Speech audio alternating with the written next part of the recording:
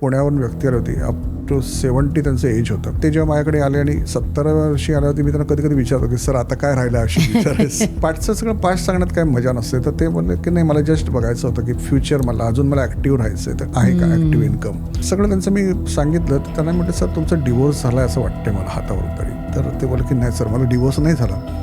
I was bit taken aback. मी थोडंसं पाठी म्हणजे थोडासा शॉक बसला मला की इतकं क्लिअर साईन आहे डिवोर्सची आणि कसं नाही. तर मी त्यांना म्हटलं सर मला ऐकायला आवडेल की कसं तुझं डिवोर्स नाही झाला, कारण हातात तर क्लिअर आहे. तर ते बोलले की sir actually you are not wrong. मी डिवोर्सची डिसिजन घेतली होती.